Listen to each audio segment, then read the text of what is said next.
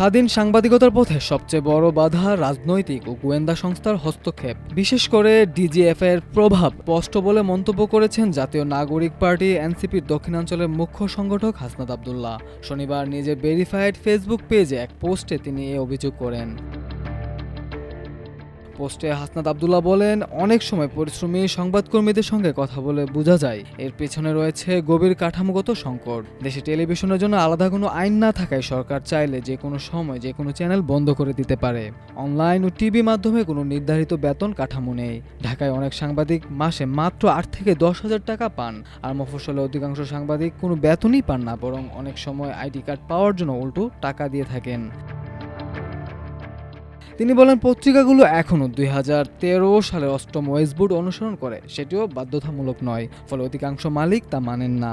যেখানে বেতন দেওয়া হয় সেখানেও ৪-৫ মাস বকেয়া থাকা অস্বাভাবিক নয়। চাকরির কোনো নিশ্চয়তা নেই, মালিক চাইলে যে কোনো সময় যে কাউকে ছাঁটাই করতে পারেন। তাছাড়া সাংবাদিকদের উপর হামলা বা হত্যার বিচার হয় না, ফলে তারা এক অনিশ্চিত জীবনে বাস করেন।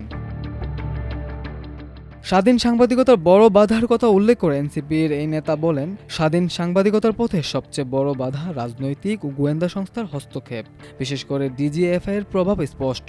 তাদের নির্দেশ না মানলে বিজ্ঞাপন বন্ধ হয়ে যায়, মালিকদের অন্যান্য ব্যবসায়িক কার্যক্রমে বাধা সৃষ্টি হয়, নানা ধরনের হয়রানির মুখে পড়তে হয়। তাই মালিকরা ক্ষমতার কাছাকাছি থাকতে বাধ্য হন, আর সাংবাদিকদের দিয়ে সরাসরি রাজনৈতিক দালালি করানো হয়। এর সঙ্গে রয়েছে কর্পোরেট নেক্সাস। বিশেষ করে বসুন্ধরা গ্রুপের মিডিয়া সন্ত্রাস অনেককেই আত্মসমর্পণে বাধ্য করে। এই মাফিয়াদের বিরুদ্ধে কথা বলায় রিপোর্ট করিয়ে এই আইডিও রেস্ট্রিক্টেড করে দেয়। মাল্টিমিডিয়া ডেস্ক, আমার দেশ।